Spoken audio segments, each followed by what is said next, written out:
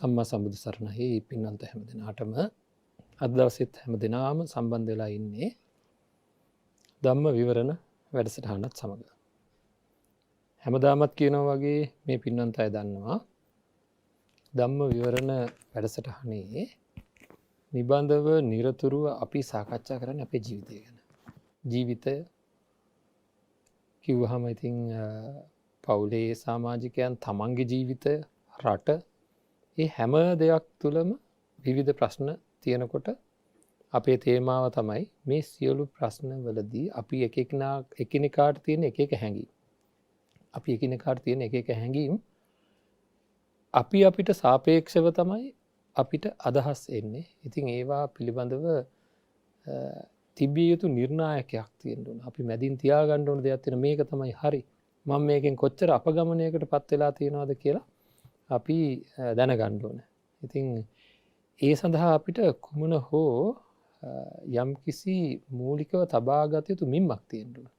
ඒක තමයි නිවැරදිම දේ වෙන්න ඕන. ඒ මිම්ම ලෝකේ තියෙන නිවැරදිම දේ, ලෝකේ තියෙන සත්‍ය අවබෝධ කරගෙන දේශනා කරපු ධර්මය තුලින් තමයි අපිට මේ නිවැරදිම දේ තේරුම් ගන්න පුළුවන් වෙන්නේ. එතකොට අපේ චින්තනය ධර්මයත් එක්ක කොච්චර හරියනවද කියලා බලා ගන්න ධර්මය තුලින් අපේ ජීවිත විවරණයක් ලබා ගන්න ඕන.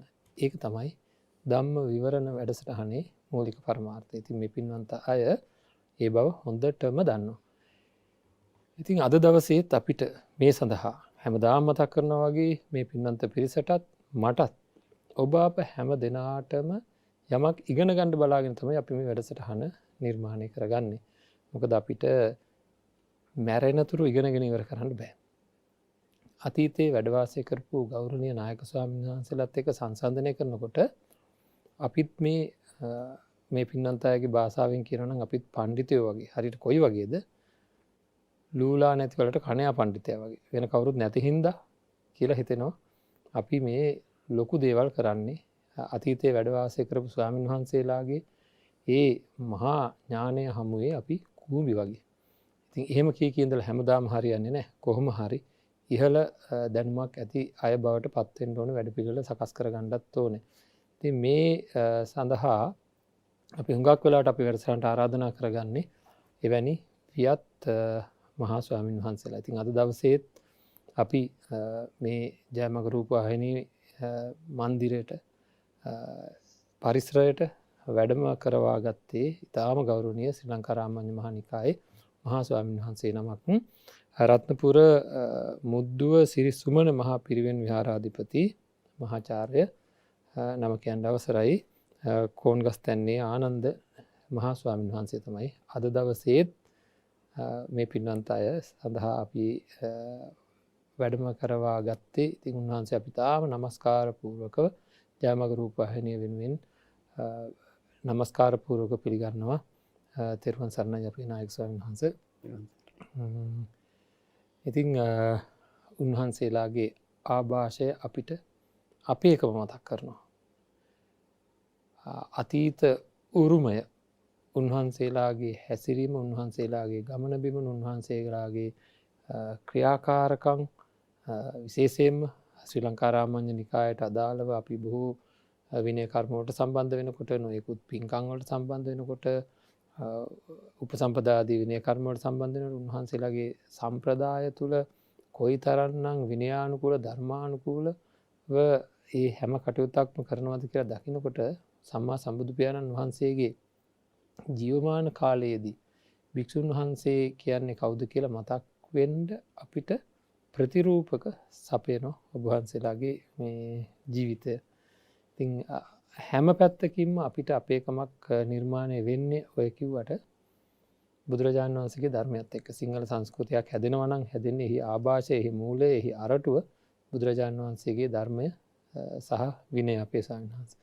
ඉතින් අපිට තියෙනවා මේ අපේකම ගැන ටිකක් කතා කරන්න ඕනේ කියලා අද හිතුණා. මොකද මේ අපේ ස්වාමීන් වහන්සේ මේ ජාතිකත්වය නැත්තම් තවත් මේකුත් ආකාරයක ඉතින් ලෝකේ සම්මත වශයෙන් කාරණා සහිතව මිනිස්සු යම් යම් වර්ගවලට බෙදෙනවා. ඒක නවත්තන්න බෑ.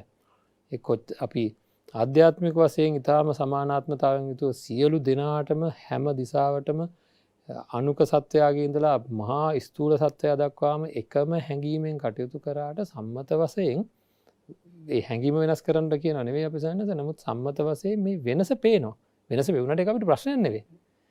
ඉතින් ඒ විදිහට ජාතික වශයෙන් යම් කිසි ආකාරයක අපේ කියලා අනන්‍යතාවයකින් යුතුව කතා කරන්න පුළුවන් දේවල් නිර්මාණය වෙනවා. ඒ ගැන කතා කිරීම කිසිම වැරද්දක් නැහැ. මොකද ඒ ජාතීන්ගේ අනන්‍යතාවය අනුව දියුණු වුණොත් රටේ ශ්‍රී ලාංකික විදිහට ඔක්කොම දියුණු වෙලා අන්තිමට. ඉතින් ඒ වගේ අපිට අපේකම ගැන සිංහලකම ගැන කිසිම කතා කරන්න බැරිකමක් නැහැ. සිංහල සාහිත්‍යය ගැන ඔබ වහන්සේ පසුගිය වැඩසටහනේදීත් සිංහල සාහිත්‍යයේ තියෙන රසය ගැන යම් කරුණු කියනකොට මට හිතුණා අනේ කොච්චරනම් දේවල් අපේ ප්‍රේක්ෂකයින්ට මේ සමහරලාට මෙහෙම කතා කරාට වැරද්දක් නැහැ මේ මුළු හැන්දෑ යාමයේම වෙන සම්පූර්ණයෙන්ම මනස විකෘති වෙන දීර්ඝ නිකම් මේ එහාට මෙහාට නැති දෙන්න උපදූප කතා කරනේම පෙන්න තියෙන මේ ඒ කියන්නේ මේ දිග නාට්‍ය විදිහට ඉතින් මේ මෙතන දෙන්නෙක් මොන හරි කතා කරනවා අතන දෙන්නෙක් කතා කරනවා ඒක පෙන්වන නාට්‍යයක් විදිහට. ඒක කිසිම රසයක් නැහැ ඒවයි. කාර්කස ගතියක් තියෙන. ඉතින් එහෙම තියෙද්දී අපේ සිංහල සාහිත්‍යයේ රසය අපේ ජීවිතවලට මොනතරම්නම් ආලෝකයක් වෙන්න ඕනද? ඒ වගේම මේ භාෂාව කියන්නේ අපේ ජීවිතවලට අපේ අනන්‍යතාවය රැකෙන භාෂාවක් තමයි ලෝකයේ තියෙන භාෂා අතර ඉතාමත්ම මේ පරිපූර්ණ භාෂාවක් අපිට තියෙන්නේ කියලයි. ඉතින් ඒ වගේ දේවල් ගැන අපේ සයන්වංශ මේ අපේකම ගැන කතා කරනවා නම් ඔබ වහන්සේ ආරම්භ කරන්නේ කොතනින්ද? අපේ විශේෂයෙන්ම මේ කටයුතු වලදී ලොකු ධෛර්යයක් ලබා දෙමින් රටට හොඳ සංස්කෘතික පසුබිමක් ඇතුව අපේකම ගැනම වැඩි අවධානයක් ඇතුව මේ වන අපේ කාශ්‍යප ස්වාමීන් වහන්සේ අහපු ප්‍රශ්නයට උත්තර දෙනවා නම් ඇත්ත වශයෙන්ම අවුරුදු 2500 ගණනක ඉතිහාසයක් තියෙන ශ්‍රී ලාංකේය සංස්කෘතිය බැලුවන් පස්සේ අපට පේනවා මූලික මේකේ පැති දෙකක් තියෙනවා. එකක් තමයි දාර්ශනික පැත්ත. ඒක සම්පූර්ණයෙන්ම බෞද්ධ දර්ශනය කේන්ද්‍ර කරගෙන ආපු එක. ඒකේ නොයෙක් හැලහැප්පිලි තියෙනවා. ඉතින් මහායාන දර්ශනයේ කොටස් නිමැත් ඒවයි ඇවිල්ලා ඒකේ යම් වුණත් නමුත් ඇතුලේ අර කීලේ වගේ මේ මූලික හරිය රැකිලා තියෙනවා. ඒක පාලි සාහිත්‍යයේ ත්‍රිපිටකය අට කතා ටීකා ගැටපද සන්න ආශ්‍රයෙන් ඒක කොහොම හරි මුල රැකිලා තියෙනවා. ඊළඟට ඒ වටා ගෙතිච්ච සංස්කෘතියක් තියෙනවා.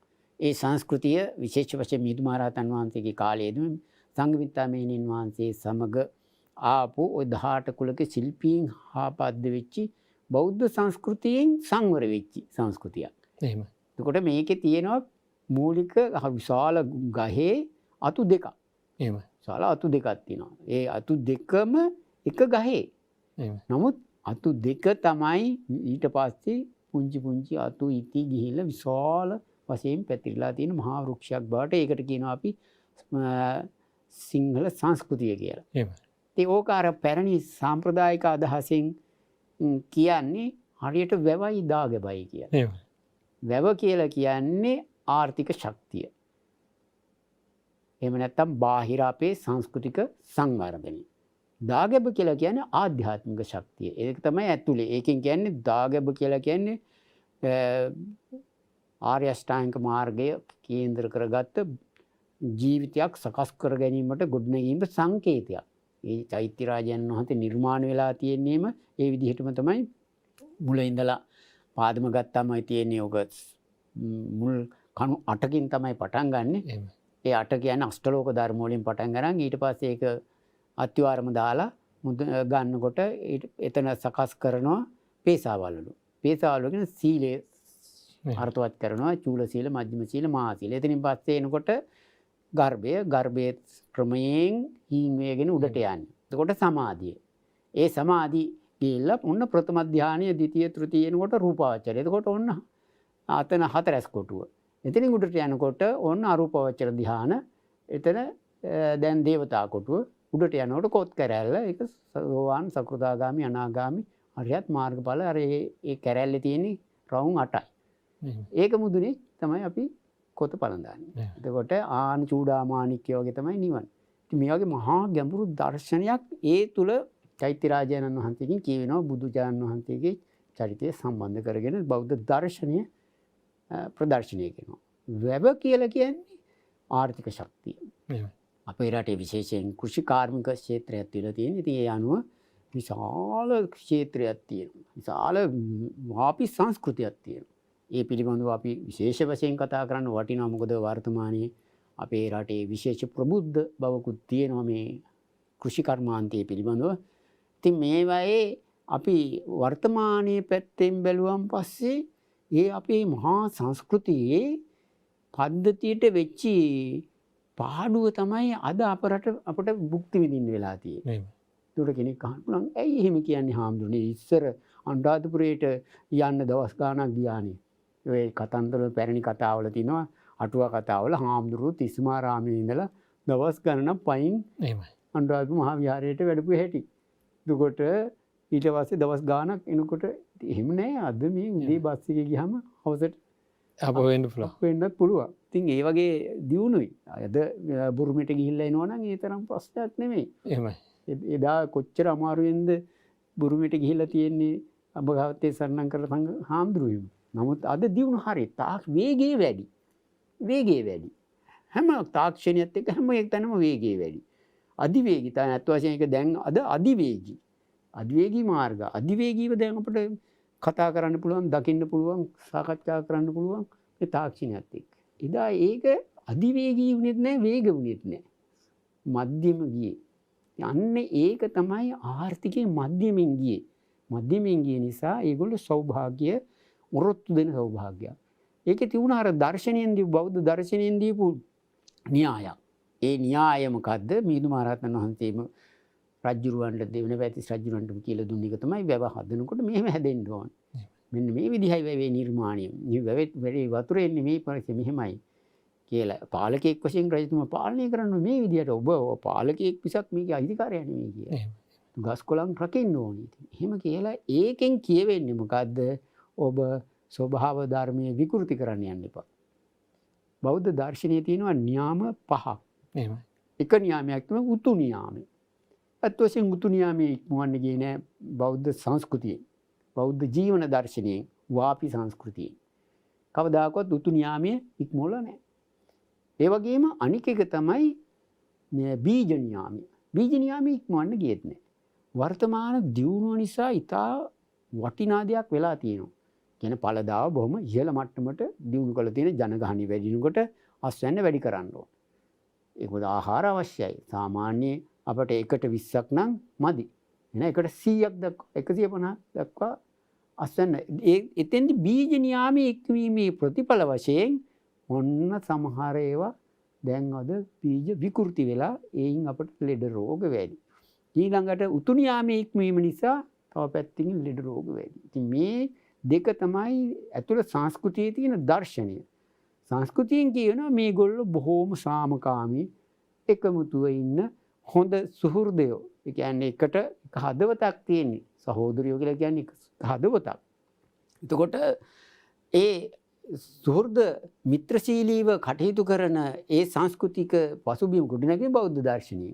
එතකොට ඒ බෞද්ධ දර්ශනයේ ඇතුළේ ඉන්නේ බොහෝම විස්තృత පවුලක් තිබුණේ.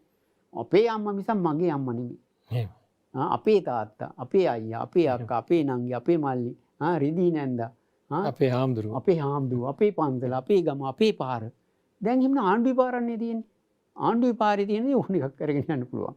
ඒ වගේම ආණ්ඩුවේ දෙපාර්තමේන්තුවට අයිති එකක් තමයි ගොඩනැගිලි ඉස්කෝලේ. අඩුම ගානේ ගේ ඉස්සරහා තියෙන පාර කොටසේ වලක් තිබුණොත් ඒක ඒ ගේ හිමියා විසින් මේ ගුරු පාරකවත් පුරවලා දාන්න ගමකවත් සූදානම් නැහැ සන්න.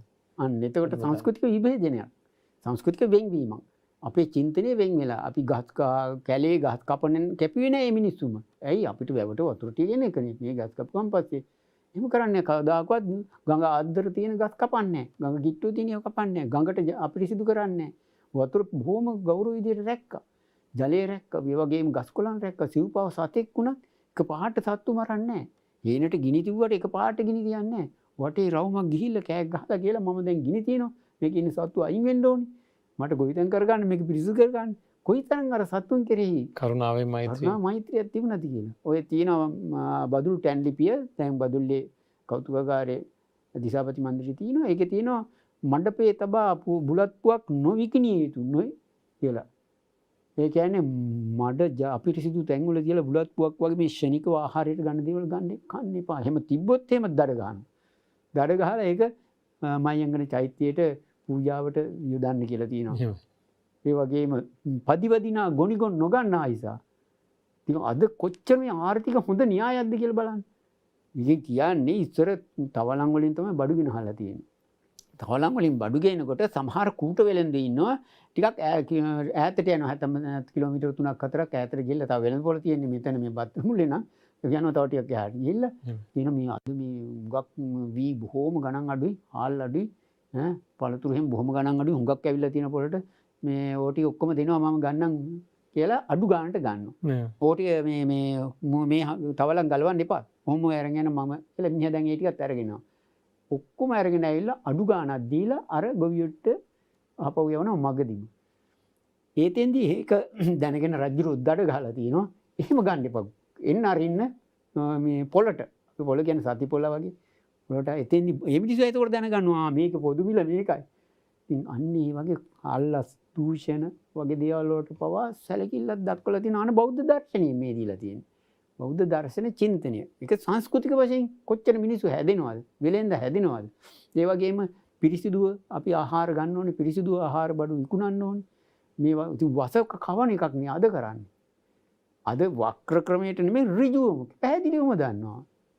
ගෝව හදන කට්ටිය කවුරුත් දන්නවා මේකට කොච්චර විස තියෙනවද කියලා. කන අයත් දන්නවා. කන අයත් දන්නවා. එතකොට මේකේ තියෙන භයානකම මුළු සංස්කෘතිය ඒ වගේම ජාතිය රටක් ජන ඒකද බෞද්ධද හින්දුද මුස්ලිම්ද ක්‍රිස්තියානි කවුරුත් එකයි ඔක්කොම අහු වෙනවා. ඉතින් මෙන්න මේ නිසා අපි කියන සංස්කෘතික දර්ශනයක් නැහැ අපිට අද.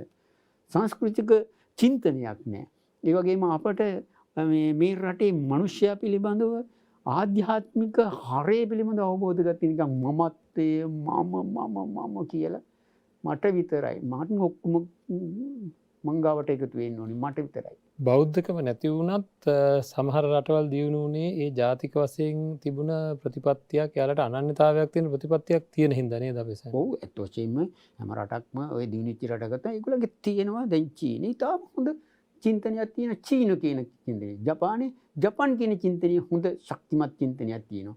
ඒ වගේ ඇමරිකාව වුණා ගත්තා එංගලන්තේ වුණා ගත්තා ප්‍රංශේ වුණත් ප්‍රංශේ හැමතැන කොහෙ ගියත් කතා කරන්න පුළුවන්ද වෙන භාෂාවකින්. ඒගොල්ලෝ කතා කරන්න පුළුවන්. නමුත් ඒ ප්‍රංශ ජාතිකයෙක් උත්තර දෙන්නේ ප්‍රංශ භාෂාවෙන්මයි. ඒ තරමට ඒගොල්ලන්ගේ ආධ්‍යාත්මික අපේ එහෙම තියෙනවද? අපේ මේ චින්තනයේ සම්පූර්ණ නොපිට ගැහුවා 1505 ඉඳලා. මේකට හොඳ කතාන්දරයක් තියෙනවා. කතාන්දරයක් තියෙනවා මම මොකද 1505 නේ ඉස්සෙල්ලාම අපේ රටට පෘතුගීසින් ඇවිල්ලා තියෙන්නේ. ඇවිල්ලා ඒගොල්ලෝ මේ වෙළඳාම යනකොට රුවල් නැවු නිසා මෙයා අහුලකට කුණාටුකට අහුවෙලා වෙරළට ගැහුවා. අපේ කරුමට ගහපු කුණාටුවක්. ඉතින් ඒකෙදි උදේ දැන් මේ කට්ටිය ඇවිල්ලා තියෙන්නේ තැන් වල වැල්ලේ බුද්ධි. සමහරු තැන් වල 4-5 දෙනා වට වෙලා මේ කනවා බොනවා ඒවා. මිනිස්සු වැල්ල කරේ මිනිස්සු ගියා වෙරළට යනකොට පේන්නේ ඉන්න කට්ටියක් හැබැයි මිනිස්සු අමුතුම જાතිය. ළඟට ගිහිල්ලා හැම කතා කරනවා මොකක්වත් තේරෙන්නේ නැහැ. තව දැන් මිනිස්සු ඉන්නවා දෙන්න තුන වට වෙලා උන් ලේ බොනවා. එහෙමයි. තව කට්ටිය බැලලා උන් පාන් කනවා.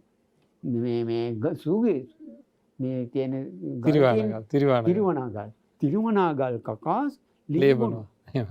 මේ මිනිස්සු බය වුණා.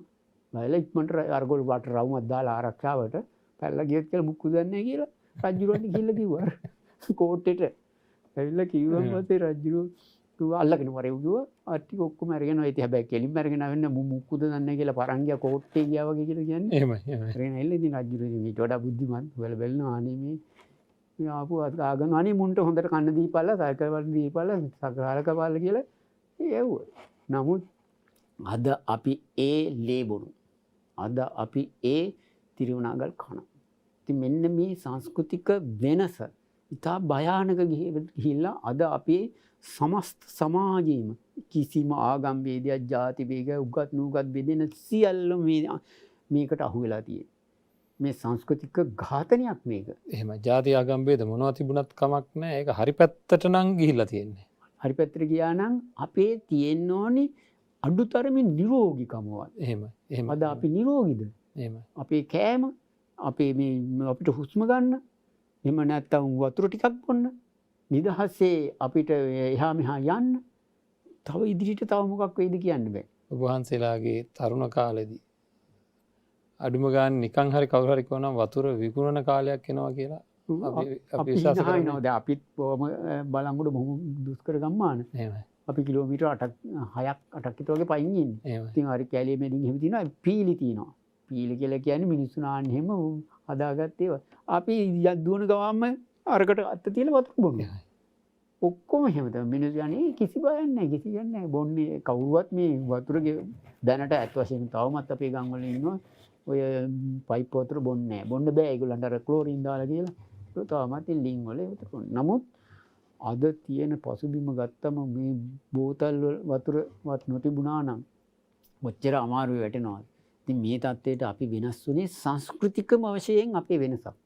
මේක චින්තනීය සංස්කෘතික චින්තනීය වෙනසක් වෙන්න ඕනේ. අත් වශයෙන් මොනව කවුරු කොහොම කිව්වත් මේ මහා භයානක වස විස කන එක නම් කොහොම හෝ අපි වෙනස් කරගන්න ඕන. එහෙමයි. නමුත් මේ මිනිසුන්ගේ තියෙනවා ස්වාමීන් වහන්සේ සංකල්පයක් මේ දැන් මේක ආපහු හරවන්න බෑ කියලා. නමුත් හැබැයි ඒත් එක්කම අපේ වීර පුත්‍රයෝ පිරිසක් ඉන්නවා මේ බොහෝ පිරිසක් ඉන්නවා අපිට හම්බෙලා තියෙනවා මේක වසවිස නැතුව සම්පූර්ණයෙන්ම සියලුම දේ සිද්ධ කරලා පෙන්වන්න පුළුවන් අතීත ක්‍රමවේද භාවිතා කරනවා. ඉතින් කරුණා මෛත්‍රියෙන් යුක්තව කටයුතු කරමින් මේ වසවිස නැති තැනට එදා තිබුණ ගුණාත්මක භාවය අනිවාර්යයෙන්ම සයන්ස් මේක නිකන් අර ඕලාරිකව කරන්න පුළුවන් දෙයක් නෙවෙයි. ගුණාත්මකව තමන් ප්‍රතිපත්තියේ යෙදිලා කරුණාවෙන් මෛත්‍රියෙන් යුක්තව කටයුතු කරුවොත් මේ අපි ගිය තැනට ඔබ වහන්සේගෙන් අනිත් කියුණා මේ බීජ නියාමය වෙනස් කරා කියන එක. දැන් ඇත්තටම මේ අපේකම ගැනම අපි කතා කරනවා නම් අපි සයන්ස් වට්ටක්ක හොද්දක් ඉදෙනකොට ඉස්සර අපේ ගෙදරක හරි ඒ පැත්තටම පුදුම සුවඳක් නේ තියෙන්නේ. ඒ සුවඳයි බත් වෙනකොට සුවඳයි. ඉතින් අද මේ පිඟානට බෙදා ගන්න වෑංජන ටික ඔක්කොම එකම රහ. මේ මන් දන්නේ අපේ ළමයින්ට තව ටිකක් කලකට මේ රහේ වෙනසවත් හොයාගන්න බැරි බොහොම පොඩි වෙනසයි තියෙන්නේ වගේ. ඉතින් මේ හැම දෙයකටම හේතුව ඔය වගේ වෙනස් වීම. ඇත්තටම මේ අපේ මේ ඊළඟට මුං ඇට ටිකක් තම්බනකොට අපි ඉස්සර මුං ඇට වතුර ටික බොන්න බලාගෙන ඉන්නවා. අද අපේ අම්මලා අපි වැඩියත් ගෙදරට මුං ඇට වතුර ටික දෙන්නේ නැහැ. ඔය විසි කරනවා. ඒක විසයි. ඒක විසයි කියලා මේ විසි කරන්නේ. ඒ අම්මලා දන්නවා ඒක මේකට මොන හරි නරකම දෙයක් දාලා තියෙන තියාගන්න කියලා. ඉතින් අනිත් එක තමයි මේ ආහාරම තමයි අපිට බෙහෙත් උනේ මට මතකයි. තුවාලයක් වුණාම අපේ සයන්ස් අපේ දෙමව්පියෝ දන්නවා හපලා තියන්න ඕන කොලේ මොකක්ද කියලා. වහතැල්ලා කියලා කොළ జాතියක් තිබ්බේ. ඒ වරන් හපලා තිබ්බ ගමන් ඕනම තුවාලයක් හොඳ වෙනවා. වෙන එකත් මේ නිදිකුඹා කොච්චර හොඳද? පවා අරන් තියෙනවා. ඉතින් මේවා ඔක්කොම තාමත් අපිට ක්‍රියාත්මක කරන්න පුළුවන් තත්ත්වයක තියෙනවා. ඒ හැම දෙයකටමත් වැඩිය මේ අපිට ඒවා භෞතික වශයෙන් ඒ වගේම අපි මේ භාවිතා කරන භාෂාව තුළිනුත් මං හිතන්නේ අපේ එකම සම්පූර්ණයෙන්ම අයින් වෙලා තියෙනවා කියලා තමයි අපිට දැනෙන්නේ. අඩුම ගානේ වගකිය යුතු ආයතනයක මං හිතන්නේ කලින්ම මේ රූපවාහිනිය කියන එක ලංකාවට හඳුන්වා දුන්නාම මට මතකයි පළවෙනි ඒ දවස්වල තිබ්බේ ප්‍රවෘත්ති සංදර්ශනය කියලා. මට මතකයි අටට තිබ්බ ප්‍රවෘත්ති සංදර්ශනය කියලා කියන්නේ. ඉතින් මේ ඒවා ඒ කතා බහ කරද්දිත් අපේ සයන්ස් මේ කතා බහ කරපු ඔක්කොම ව්‍යාකරණ කූලයි. ඒ නිවේදකයෝ හරිම භාෂා ඥානයකින් යුක්තයි. මේ නිකම්ම ඔහේ මොන හරි කියවන්නේ නැහැ. මේ අද තියෙන්න ඕන එකම සුදුසුකම තමයි දැනුම නෙවෙයි පැය ගාණක් කතා කරන්න පුළුවන් වෙන එක. මාධ්‍යයකට ඕන කරන සුදුසුකම විදියට දකින්නේ. ඉතින් ඒකද මේ භාෂාව උල්ලංඝනය කිරීමෙන් අපේ එකමට වෙන හානිය ගැන මම හිතන්නේ ඔබ වහන්සේට කියන්න බොහෝ දේවල් ඇති. අපි අපේ එකම ගැන කතා කරනවා නම් අපේ භාෂාව ගැන කතා නොකරම බෑ කියලා මට හිතෙනවා. ඕනෑම සංස්කෘතික ශක්තිවත්ම අංගය තමයි භාෂාව. භාෂාව තමයි මේ සංස්කෘතික හැරගෙන වාහකය. එහෙමයි. ගෙනියන්නේ ඒක වෙහිකල් කියලා කියන්නේ. එහෙමයි. මේක වාහනිය. භාෂාවෙන් තමයි එතකොට අපිට ඒ ශක්තිය ලැබෙන්නේ පුංචිම කාලේ. අපි කතා කරන්නේ මව් භාෂාව කියලා. අම්මා තාත්තා කතා කරපු භාෂාව තමයි අපිට මව් භාෂාව එන්නේ. ඒකේ තියෙන විද්‍යාත්මක ශක්තිය බලය අර චූටි දරුවාට සංඥා ලැබෙන්නේ අම්මගේ භාෂාවෙන්. එතකොට මම කවද මොන තැනක ගිහිල්ලා මොන ප්‍රංශයේ ගිහිල්ලා ප්‍රංශ භාෂාවෙන්ම කතා කරන දක්ෂයෙක් වුණත් ඇමරිකාවේ ගිහිල්ලා ඇමරිකන් ඒ භාෂාවෙන් කතා කරන දක්ෂයෙක් වුණත් ජපානයේ නමුත් මම හිතන්නේ මව් භාෂාවෙන්. එහෙමයි. මව් භාෂාවෙන් තමයි මම හිතන්නේ. එතකොට මට අලුත් නිර්මාණ කරනවා නම් නිර්මාණ කරන්න පුළුවන් වෙන්නේ මව් භාෂාවෙන්. ඒ නිසා තමයි අපූර්ව වස්තු නිර්මාණක්ෂම ප්‍රතිභාව. ඔකට වචනේ ප්‍රතිභාව.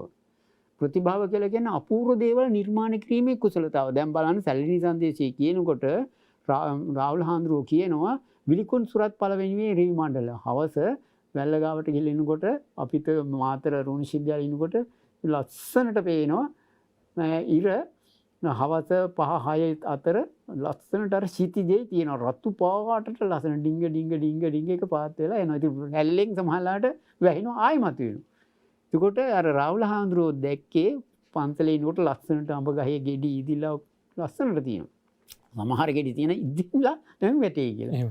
අන්න ඒ වගේ තමයි අර ඉර බහැලා යන වෙලාවේ කියලා හරි ලස්සන సౌందర్యාත්මක ඒ භාෂාවෙන්. ඒ වගේ අපූර්ව වස්තු නිර්මාණයක් නේ.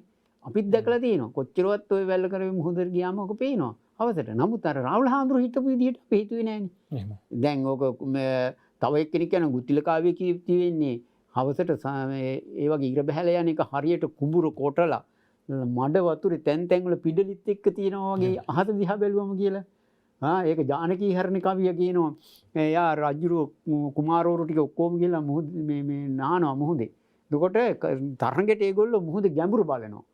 සමහර දක්ෂ කුමාරවරු මග ඉඳගෙන මේ හරි ගැඹුරු නෑ මේ බලන්න කියලා ඇඟිලි ටික උඩට එනතර ඔක්කොම කට්ටිය ඈතින් බලනකොට පේනවලු ලස්සනට මේ රතු පාටට මේ තරුණ මේ කුමාරවරුන්ගේ ඇඟිලි ටික උඩට ඒක නිකන් අර සූර්යයා බහැලා යනකොට සිටිජේ එළියට නැති මේ අපූර්ව දින්නේ මහත්මයා. ඒ මොකෙන්ද එන්නේ භාෂාවෙන්. එහෙම නැත්තම් වෙන්නේ හරියට අනුකරණ අන්ධ අනුකරණය. අරක හිතලා ඒක එහෙම පාන. දැන් හෝස් පවර් කියන එක අපිට තේරෙනවද? අපි දන්නවා ඒක අර මේ බොහොම අමාරුවෙන් හිතාගෙන. නමුත් ඕක එංගලන්තෙ මිනිහුන්ට නේද? දන්නවා හස්යගේ බලය කියන එක. එතකොට ඒ චින්තනය එන්නේ භාෂාවෙන් පුංචි කාලේ මව් භාෂෙන්. ඒ නිසා මව් භාෂාව තමයි සංස්කෘතිය අරගෙන යන දේ. මව් භාෂාව කියන්නේ අපේ රටේ සිංහල භාෂාව.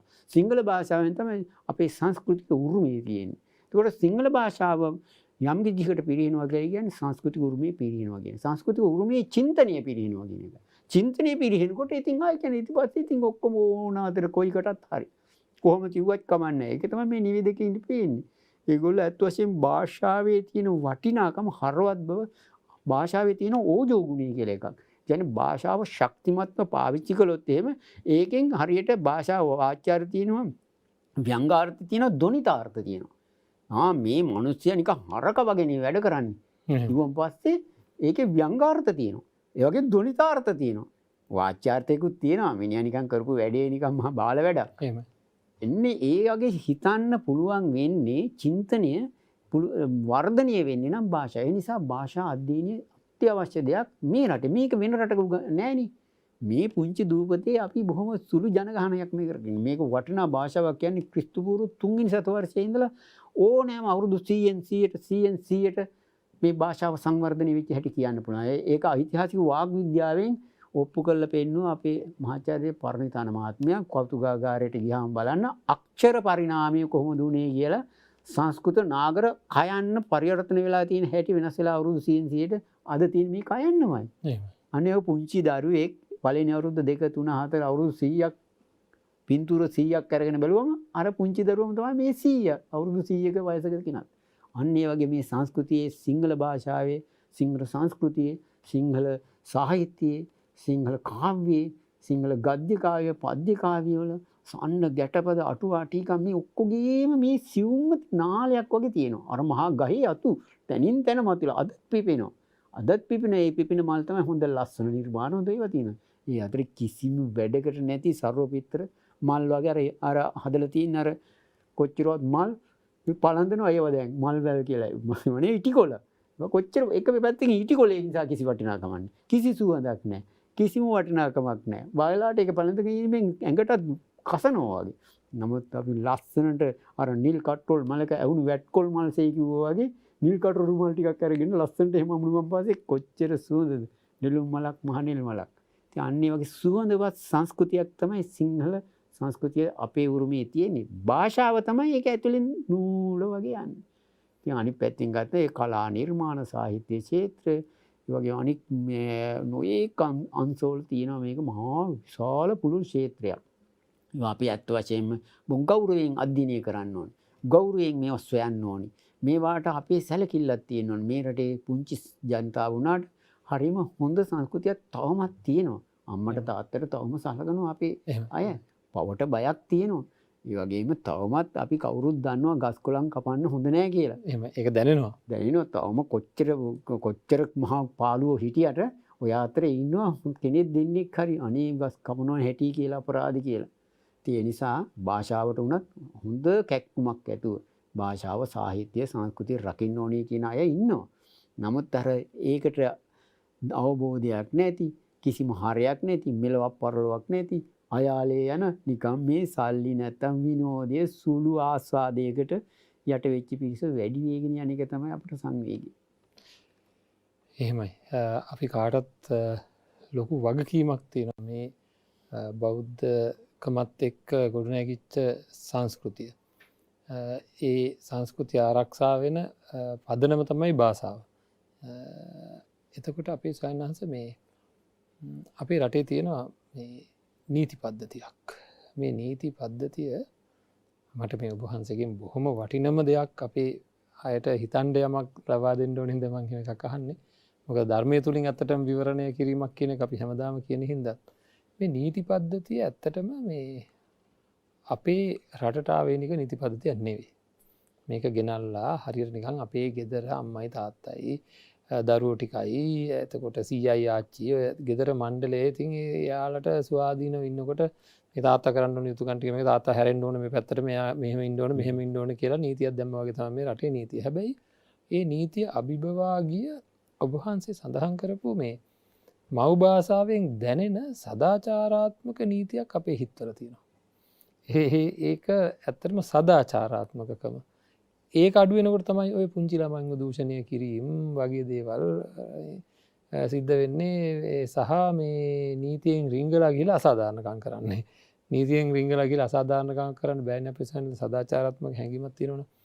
මෙන්න මේ සදාචාරය පිරිහීම කියන එක සංස්කෘතිමය වශයෙන් පිරිහීමක්ද භාෂාවේ පිරිහීමක්ද ඔබ වහන්සේ දකින්නේ මේක නැවත මේ සදාචාරාත්මක ගුණවන්තභාවය වර්ධනය කරගන්න අපි කළ යුතු දෙයක් තියෙනවා කියලා කියන්න පුළුවන් නම් ඒ මොකක්ද අපේ සම්මත?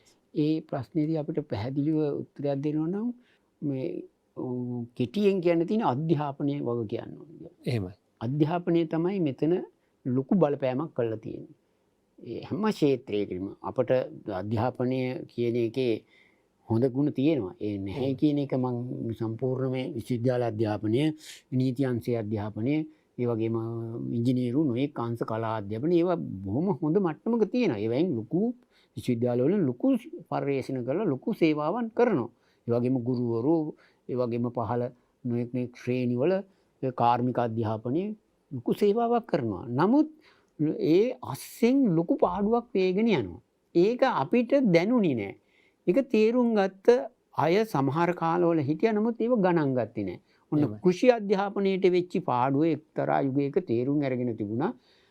අපි කවුරු දන්නවා 1960 ගණන් වල ශ්‍රීමව බණ්ඩාරනායක මැතිණියගේ ආණ්ඩු කාලයේදී වගා පිළිබඳව ලොකු අදහසක් තිබුණා. හැම තැනම වගා කරන්න පටන් ගත්තා. ලොකු උනන්දුවක් තිබුණා. නමුත් ඒවා බොහොම හාස්‍යයට ලක් කළා.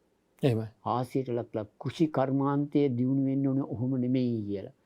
අපිට සාමාන්‍ය මතකයක් තියෙනවා 70 ගණන් වල විතර විශේෂයෙන්ම කෘෂි කර්මාන්තයේ ඵලදාව වැඩි කරගන්න කුඹුරු වලම අපි කුඹුරු වල යනකොට මේ සමහර කුඹුරු වල බෝඩ් ගහලා තියෙනවා. එහෙමයි. ඒ ගහලා තියෙන අර විස දෙයක නමක්. ඒ නම මේ ගහලා තමයි. හැබැයි ගොයන් ඉස්සර අපිට මතක අපිත් යනකොට අපේ තාත්තලා එහෙම කුඹුරු කරනවා. ඒ තාත්තා හැම අපි උඩ ඉන්න බලන්න තාත්තා නැහැ. එහෙම. යනකොට කුඹුරු යනවා එහෙම යනවා මැදින් ගියාට පේන්නේ නැහැ. එහෙමයි. ගොයන් ගස් උසයි. එහෙම. අර බෝඩ් ගහලා තියෙනවා අඩියක්වත් උස නැහැ. ඒ වුණාට කරල් බොහොම ලස්සනට හරි ලස්සනට පුංචි ගොයන්. මොකද අර මොය වස විස ගහලා නොයේක් විදියට හදලා දීපිව. ඒක මුල් යුගයේ එහෙම තමයි. අර වගේ තමයි කළේ. හරියට අපේ රටට අර පෘතුගීසින් ලන්දේසි ඒකවලු ඇවිල්ලා අර මත්ද්‍රව්‍ය මේ බොන්න විස්කි බ්‍රැන්ඩි ගහන්න නිකන් දීලා තියෙන්නේ. සිගරට් එහෙම නිකන් දීලා පුරුදු කළා අන්තිමට ඒවෙන් විනාශ වෙලා යනවා අද. අන්න ඒ වගේ තමයි අපේ සංස්කෘතියේ තියච්ච කෘෂි අධ්‍යාපනය සම්පූර්ණයෙන්ම ඉවර වෙලා ගියා. සම්පූර්ණයෙන් ඉවර වෙලා ගියා. ඒක ඉබේ නෙමෙයි වුණේ. අන්න එතන අපි ඉන්නේ පැත්තක ඉන්නේ. ඉබේ වුණා නම් ඉතින් කරන්න දෙයක් නැහැ නේ. සුනාමියක් ඇවිල්ලා ගාගෙන ගියා මොනව කරන්නේ? එහෙම නැත්තම් දැන් මේ වගේ ලෙඩ රෝග ඇවිල්ලා එහෙම එකක් නෙමෙයි. මේක හිතාමතා සැලසුම් සහගතව කරපු දෙයක්. අන්තිමට අද ඒක මාපියාවක්. අද ඇත්ත වශයෙන්ම ගොවියන්ගේ සාධාරණයි ওই කෑ ගැහිල්ල. එහෙමයි. ඒගොල්ලෝ මොනව කරන්නේ? දේවා මේ පොළොවට නැතුව බෑ. නමුත් මේක එහෙම කියලා හරියන්නේ නැහැ. ළමයා කෑ ගහනවා තිත්තයි කියලා බෙහෙත් බොන්න බෑ කියලා. ඒකට පොවන්න ඕනේ. පොවන්න ඕනි. එතකොට වෛද්‍යවරු උපක්‍රම හදලා තියෙනවා. බෙහෙත බොන්න පුළුවන්. පුළුවන් මේ කවර් කරලා. එහෙමයි. ඉතින් ඒ වගේ ක්‍රම දැන් හිතන්න ඕනේ අද මේ අපි හිතලා මේ කෘෂි අධ්‍යාපනය. අනිත් පැත්තෙන් අනික් අධ්‍යාපනයත් ඒ වගේනේ. අපි මේ කොච්චර දක්ෂතා ඉහළ හොඳ ඉංජිනේරු මහතුරු හොඳ වෛද්‍යවරු ඉන්නවා. නමුත් ඒ ASCII ඉන්න වෛද්‍ය වෘත්තියටමයි හම්බ කරන්න කියලා. ඒ චින්තනීය වෙනසක් තියෙනවා. එතකොට මේක එහෙම නෙමෙයි. හොඳ මුළු ජීවිතේ කැපුණා අත් වශයෙන් අර පහුන දවස්වල අපටත් සංවේගය ඇති වුණා. අනේ මේ වෛද්‍යවරු ලෙඩුන්ට වෙදකම් කරන්න ඉහිලා නේ මැරුණේ කියලා. ඉතින් එයාට ඕන හැටියට උනානේ වෙදකම් කරන්න නැතුව ඉන්න. එතකොට ඒ වගේ ඒ අය ගරුකට සලකන්න ඕනේ. ගරු කරන්න ඕනේ. වර්ණනා කරන්න ඕනේ. නමුත් සංස්කෘතික චින්තනයකින් 1505 ඉඳලා මේක දක්වා ගෙනාපු ඒ භයානක සංස්කෘතික ඝාතනය ඒකට අපි කියන විදේශීකරණය කියලා වචනයක් පාවිච්චි කරනවා. නැත්නම් විවිධ විදිහට ගෙනහල්ලා අපේ සංස්කෘතිය නිකන් බූ අල්ල වගේ අල්ලගෙන තියෙන්නේ. වෙළඳ ක්ෂේත්‍රය, අධ්‍යාපන ක්ෂේත්‍රය, නීතිය ගැන කියනම කවරේද? සෝල් මාපියාවක් ඒක ඇතුළේ තියෙනවා. ඒක සදාචාරාත්මක හැඟීම් සියල්ල උල්ලංඝනය කරලා තියෙනවා. කපලා දාලා තියෙනවා. ඇත්තම නැද්ද කියලා සමහර වෙලාවට හිතෙනවා. එහෙමයි. සදාචාරය කියන්නේ මොකක්ද කියලා අපට අහන්න වෙනවා. එහෙමයි. තියෙන නිසා ඔය ඒකේ මුල කොහේ හරි හොයාගෙන ගියොත් තියෙන අධ්‍යාපනය. එහෙමයි. මම හිතන්නේ ඔබ වහන්සේට දැනෙන්න ඇති අද දවසේම මට ඔබ වහන්සේ සමගම යම්කිසි රැස්වීමකට සම්බන්ධ වෙන්න සිද්ධ වුණා. එතකොට මේ එතෙන්ට ආවා අපේ රටේ බොහොම වටින කාර්යයක් කරන නීතිඥ මහත්තයෙක්, තරුණ මහත්තයෙක්. මෙතුමා මේ සාකච්ඡාවට අපිට පුටුවක ඉඳවන්න උනේ බොහොම අමාරුයි. ඒ විතරක් නෙවෙයි අපි ආශිර්වාද කරනකොට ගාථාව කියලා සයන්නාසල වදින ගාථාව කියලා මේ තරුණයා වැඳලා යන ආකාරය තාමත් සයන්නාස අපේ මිනිස්සු තුළ කොච්චර උගත් වුණත් සමහර අය තුළ ඒ වගේ හොඳ ගතිගුණ ඉතුරු වෙලා ඔබ වහන්සේ කිව්වා වගේම ඉතුරු වෙලා තියෙනවා. අතීතයේ තිබුණ එක්තරා දෙයක් තිබුණා විවාහයකදී පවා මේ කුලවන්තකම කියන එක. ඒ කියන්නේ මේ කුලය නෙවෙයි ගුණවන්තකම තුළ තියෙන කුල දියණිය කුල පුතා කියන කුල දියණියක් කුල ගෙදරට කැඳන් එනවා කියලා මේක මේ අර එහෙම ඒක හැදිලා තිබ්බේ ගුණවන්ත භාවයත් එක්ක අපේ සයන්නාස. එතකොට මේ ගුණවන්ත මිනිසුන්ට ලොකු තැනක් තිබුණා. එතකොට ඉගෙනගත්ත මිනිසුන්ට ඉගෙනගත්ත කියලා කියන්නේ බහුශ්‍රృత විතරක් නෙවෙයි උගත් අයට හැමතැනකම පිළිගැනීමක් තිබුණා. අද ඒ දේවල් වලත් යම් කිසි පරිහානියක් තියෙනවා අපි දකින අපේ සයන්නාස. ඒ කියන්නේ සදාචාරාත්මකව ජීවත් වෙන අයව කොන් කරන ගතිය. එතකොට උගත් බව සංස්කෘතික ගුණාංගයන් ගැන නැත්නම් වෙනත් ආකාරයක ඉහළ තැනක් තියෙන යම් කිසි අපිට එහෙම දැනෙන්න ඕන දේවල් මේ මිනිස්සුන්ට දැනෙන්නේ නැහැ සමහර ලාවට. වටින ගහක වටිනාකමක් දැනෙන්නෙත් නැහැ වගේ. ඉතින් මේ තත්වයන් එක්කත් ඉදිරිය අර කියන්නේ අපේ සයන්නාස මේක මේ ලොකු ගැටලුවක් නේ. මේ ඡන්දයෙන් හැමදේම කරනවා නම් අන්තිමට ඉන්න වැඩ පිරිසක් මෝඩයෝ වුණොත් එහෙම මෝඩයෝ තමයි හැමදාම රජ වෙන්නේ කියලා.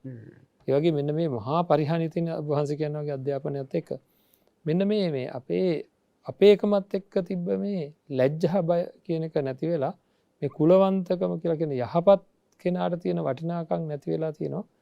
ඒකට අපි බෞද්ධ භික්ෂුන් වහන්සේලාට අපිට කරන්න දෙයක් තියෙනවා අපේ ස්වාමීන් වහන්සේ. විශාල වශයෙන් තියෙනවා අපේ පැත්තේ අපිට චෝදනා කරන්න වෙනවා. එහෙමයි. අපිට අපම ඇත්ත වශයෙන් සොයන් විවේචනයක් කරගෙන අපි නැගිහිටින්න ඕනි. ඒකට හේතුව ලාංකික භික්ෂුව කියලා කියන්නේ කුල දේවතාව කියලානේ කියන්නේ. එහෙමයි. හරිම ආදර්ශ සම්පන්නයි. සොයන් විනයෙන් යුක්තයි. එහෙමයි. කාටවත් පේන්න නෙමෙයි. කාටවත් පේන්නම සිල් රකින්නවා නෙමෙයි. උගත්කම කාටවත් ප්‍රදර්ශනය කරන එකක් නෙමෙයි.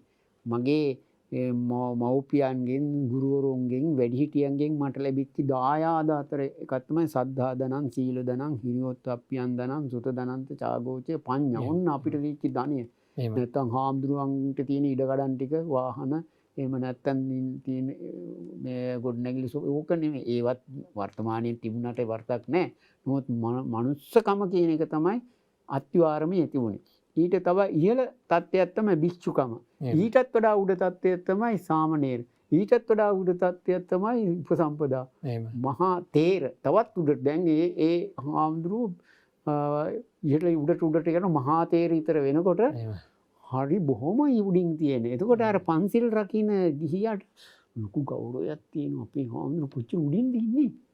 ගුණයෙන්, නුවණින්, හැදිච්ච ගමෙන්, කතා බහෙන්, ධර්මඥානයෙන්, විනයෙන් ඒ ගතිය ප්‍රදර්ශනය. ඒක ස්වයං විනයෙන්. ඒ නිසා තමයි අපේ ඕල්කොට්තුමා ලංකාවට ආපු වෙලාවේ විශේෂයෙන්ම සඳහන් කරලා තියෙන මගේ දිනපොත්වල ලියලා තියෙනවා. මම ලංකාවේ බොහෝ හාමුදුරුවෝ ආශ්‍රය කරා. නමුත් මට බොහෝම ටික කාලයක් ආශ්‍රය කරන්න ලැබුණේ ශ්‍රී ලංකා රාමඤ්ඤනිකායේ මේ අඹගහත්තේ ඉන්දාසබෝධ ඥාන හාමුදුරුවෝ. නමුත් මට උන්වහන්සේ දිහා බලනකොටම ලොකුම ගෞරවයක්, සැලකිල්ලක්, ඒ වගේම මට පුදුම මේ බයක් වගේ ගතියක් ඇති වුණා. ඒ මොකෙන්ද? අනිමි හාමුදුරු දෙවුරු වල පාත්‍රයේ කරේ දාගෙන මේ පඩිනවා. ඊට වඩා දෙයක් උන්වහන්සේගේ මහා විශාල මේ එකක් තිබුණු බවක් පේන්නේ නැහැ. නමුත් උන්වහන්සේගේ ආධ්‍යාත්මිකයේ ඊට වඩා ඉහළයි. ඒක හොඳට පේනවා මහා කාශ්‍යප මහ රහතන් වහන්සේගේ චරිත කතාවේ. එහෙමයි. හරි මහා උදාර චරිත. සරියුත් හාමුදුරන්ගේ චරිත පුන්න හාමුදුරුවොත් එක්ක සාකච්ඡාව එහෙම ඒ සූත්‍රය එහෙම තියෙන. ඉතින් ඒ වගේ ආන්න ආදර්ශ. ඒවා ආදර්ශයට අරගෙන ආපු සංඝ පරපුරක් අපේ රටේ හිටියේ. ඉතින් නොයෙක් හේතු නිසා අපි රිහිලා ඉතින් වර්තමානයේ අපිට පුළුවන් කමක් නැහැ මේ මහා කාශ්‍යප මහ රහතන් වහන්සේ වගේ පාංශුකුල සිවුරු පරවගෙන නේද වැඩ කරන්න. ඒක වෙන්න පුළුවන්. නමුත් වර්තමානයේ අපිට පුළුවන් වෙන්න ඕනේ වුණාට ඒ ගුණයට එහෙමයි. එහෙමයි. අඩිපාරවත් සොයාගෙන හිමීට ඒ පාරේ යන අය බවටපත් වෙන්න. හිතා ගන්න පුළුවන් වෙන්න. ඉතින් ඒක කාටවත් මේ නීති වලින් බෑ. ඒක නිසා අධ්‍යාපනය බලපානවා. නමුත් ආධ්‍යාත්මික විනයක් ඇතුව අපි කටයුතු කරනවා නම්, සොයං විනයක් ඇතුව කටයුතු කරනවා නම් අපිට ඒකට ආදර්ශ සපයන්න පුළුවන්. ඉතින් අපි ආදර්ශයනේ හුඟක් උතුම් වෙන්නේ. ඉතින් ආදර්ශමත් සංඝ පිරිසක් වුණොත් අනික් අයට ඒක ලොකු හේතුවක් වෙනවා. අනිත් පැත්තේ තව දෙයක් තියෙනවා. අපි කොච්චර දැඟලුවත් හරියන්නේ නැහැ. අනිත් පැත්තෙන් පාලක පන්තියේ ඒ ඉන්න ක්‍රියාකාරී නිලධාරී පිරිසක් ඉන්න ඒ අයත් 100% ආදර්ශ වෙන්න බැරි වුණාට අඩුතරමින් අර ජාතක කතාවක තියෙනවානේ රජ්ජුරුවන්ගේ ඇතා කොර ගහනවා. රජ්ජුරුවන්ගේ ඇතා කොර ගහනවා. රජ්ජුරුව හැදින්න බලන මොකද යකෝ මාර මේගොල්ලෝ ඇතා කොර ගහනවා. මොකද දැන් කාලෙක ඉඳලා මොකද කියලා බලන්න කිව්වා.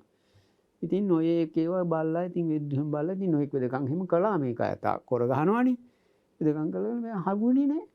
ඊට පස්සේ ඉතින් කොහොම හරි ඔය අස්සේ ඉඳලා තියෙන ඇමති කෙනෙක් බෝධිසත්වෝ බලලා ඉන්නම් ඇත් ගොව්ව කොර ගහනවා.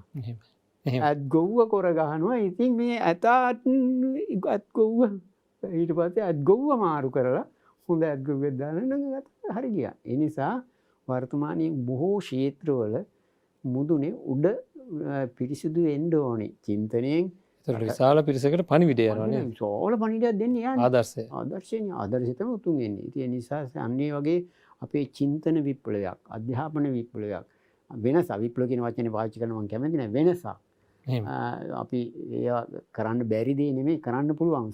දැන් අපි මේ කෘෂි කර්මාන්තය පිළිබඳව මේ මහා කතාව මේක නම හැමදාම කතා කරනවා. ඇත්ත කාටත් අමාරු වෙයි. නමුත් අපි මේ වෙනස කරන්නේ කොහොමද කියලා උගත්තු විද්‍යාඥයෝ, කෘෂි විද්‍යාඥයෝ, ගෝවියෝ ඒ වැඩවල ඉන්න අය උපදේශක එකතු වෙලා කතා කරලා අපි පුළුවන් මේක වෙනස් කරගන්න.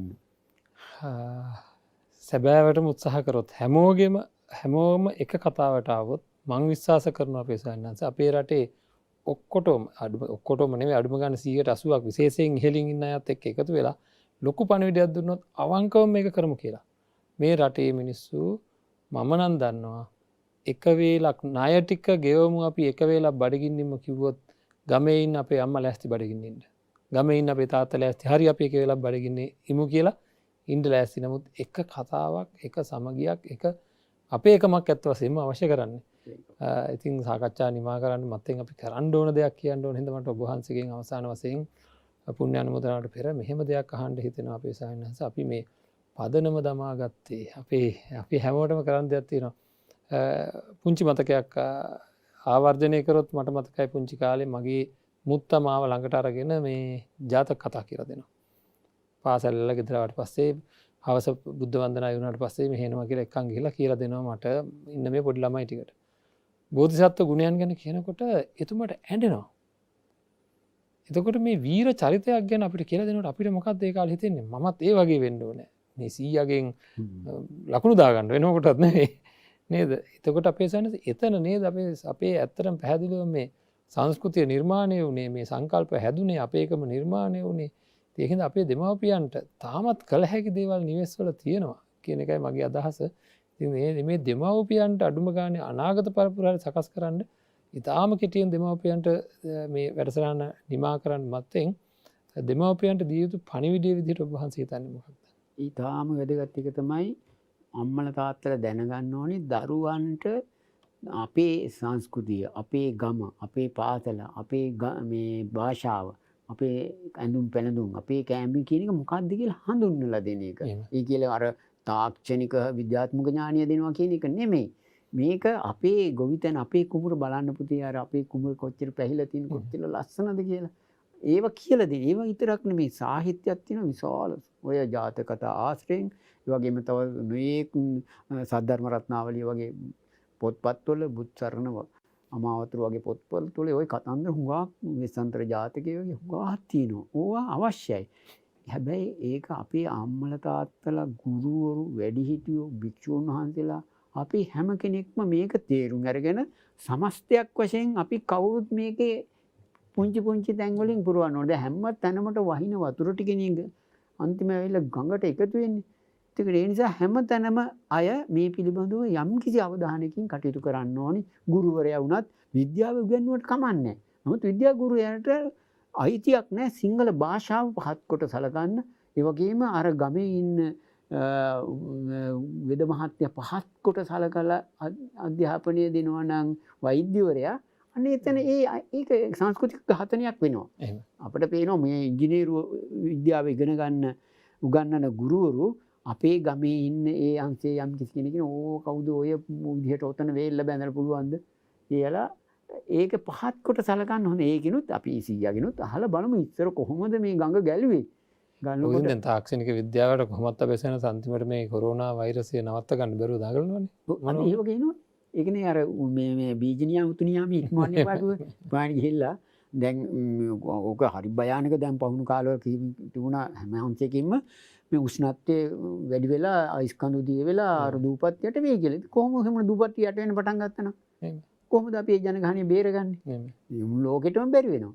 ඒ වගේම හැම පැත්තෙම ගස් කොළන් කපලා මේ යන විනාශය. ඉතින් ඒක නිසා තාක්ෂණීය වුණත් ඒකට තමයි මජ්ක්‍ධිමා පටිපදා. එහෙම. මධ්‍යම ප්‍රතිපදාවෙන් අපි හැම එක කරන්න ඕනේ. ඉතින් අපි මව්පියෝ වුණත්, වැඩිහිටියෝ වුණත්, ගුරුවරයෝ වුණත් ඒක ඒ අයට ඒ චින්තනය ඒ අයගේ පුංචි කාලේදී ලැබෙන්න ඕනි. අධ්‍යාපනයේ අපේ රටේ තියෙන නරකම අධ්‍යාපනය කොතෙන්ද තියෙන්නේ? ලදරුවත් පාසල. ලදරු පාසල. හදන්න ඕනේ 100% අවධානය යොමු කරන්න ඕනි. වර්තමානයේ යම් කිසි තත්ත්වයක් තියෙන බව පේනවා. නමුත් ඒක ඔයිට වඩා විශාල අවධානයකින් සියලුම දරුවන්ට ඔය ලදරු පාසල් වල අධ්‍යාපනය හොඳ චින්තනයක් ජාතික උරුමය සංස්කෘතිය භාෂාව සිරිත් කුසලතා ඒ තාක්ෂණික දැනුම නෙමෙයි මේ අපේ කම අපි කොහොමද අම්මට සලකන්නේ කොහොමද වැඩිහිටියන්ට සලකන්නේ කොහොමද තවත් ආගමික කෙනෙකුට අපි ගරු කරන්නේ පන්සලට ගියාම හැසිරෙන්නේ මෙන්න මේ ඩිංග කියලා දීමේ කුසලතා වැඩසටහනක් සකස් කළ යුතුයි. මං හිතන්නේ අපිට හිතලා නිම කරන්න බැරි තරම් මහා කාරණා විශාල ප්‍රමාණයක් අද දවසේ අපි සාකච්ඡා කරා. ඉතින් ධම්ම විවරණ වැඩසටහන තුලින් පෝෂණය වෙලා යමක් කරන්න කියන එකයි අපි හැමදාම අපේ පින්වන්ත අයට සඳහන් කරන්නේ. යමක් කරන්න අහගෙන විතරක් ඉන්න එපා. අද ඉඳන් තමන්ගේ මුණුපුරන්ට දරුවන්ට ජාතක කතා පොට්ටි කිට්ටු කරන්න. ඒවා සංවේදීව කියලා දෙන්න. නිකන් මේ කියවන්න දීලා නෙවෙයි සංවේදීව කියලා දෙන්න. කොතනින් හරි පටන් ගන්න. හැමෝම පොඩි තැනකින් හරි පටන් ගන්න. වාසවිස නැති එක ගහක් හරි ගෙදර හදන්න සූදානම් කරගන්න. ඉතින් අපි මගේ පෙන්නන්නම් බොහෝ දේවල් සිද්ධ කරන්න පුළුවන්කම තියෙනවා. ඉතින් ඒ විදිහට කටයුතු කරොත් අපිට අපේ රටේ යම් කිසි හානිය හරි අවම කරගන්න පුළුවන් වෙයි. සිද්ධ වෙන හානිය හරි අවම කරගන්න පුළුවන් වෙයි. ඉතින් අද දවසේ අපේ වැඩසටහනට සම්බන්ධ වෙච්ච ගෞරවනීය නායක ස්වාමීන් වහන්සේ තමයි අපේ ශ්‍රී ලංකා රාමඤ්ඤ මහා නිකායේ අතිගෞරවනීය මහා ස්වාමීන් වහන්සේ නමක් රත්නපුර මුද්දුව සිරි සුමන මහා පිරිවෙන් විහාරාධිපති මහාචාර්ය කෝන්ගස්තැන්නේ ආනන්ද නායක ස්වාමීන් වහන්සේ මහා ස්වාමීන් වහන්සේ තමයි අද දවසේ අපිත් එක්ක මේ වැඩසටහනට සම්බන්ධ වුණේ. ඉතින් උන්වහන්සේට අපි බොහෝම පුණ්‍ය අනුමෝදනා කරමු. ඔබ අප හැම දිනම තුර ජනිතුනා සිළුම පුණ්‍ය ශක්තියින් උන්වහන්සේ මේ ලෝකෙට බිහි කරපු අම්මා තාත්තට පවා නිවන් දකින්නට අනුමෝදන් වේවා හේතු වේවා. ආචාර්ය මහෝපාද්‍ය ආදී උන්වහන්සේට පැවිදි ජීවිතය ලබා දුන්න නායක ස්වාමීන් වහන්සේලාට උතුම් යහපත සිද්ධ වන්නට සසර සුවපත් වන්නට හේතු වේවා. ඒ වගේමත් උන්වහන්සේත් බලාපොරොත්තු වෙන උතුම් බෝධියකින් උත්තම වූ නිර්වාණය සාක්ෂාත් කරගන්නට මේ සියලු පුණ්‍ය ශක්තියින් හේතු වේවා කියලා ප්‍රාර්ථනා කරන. ඒ වගේම ඔබ වහන්සේ වෙනුවෙන් මේ වසංගත කාලයේදී ඔබ වහන්සේට දීර්ඝායුෂ ලැබේවා. කිසිදු දුකක් කරදරයක් සිද්ධ නොවේවා. ඉතාම විශාල කාලයක් මේ ශාසනික කටයුතු කරගෙන යන්නට ශක්තිය ධෛර්යය ලැබේවා කියලා අපි ප්‍රාර්ථනා කරනවා. පින්වන්ත හැම දිනා වෙනුවෙනුත් අපි උතුම් යහපත සිද්ධ වේවා කියලා ප්‍රාර්ථනා කරනවා. හැම දිනාටම සම්මා සම්බුදු සරණයි.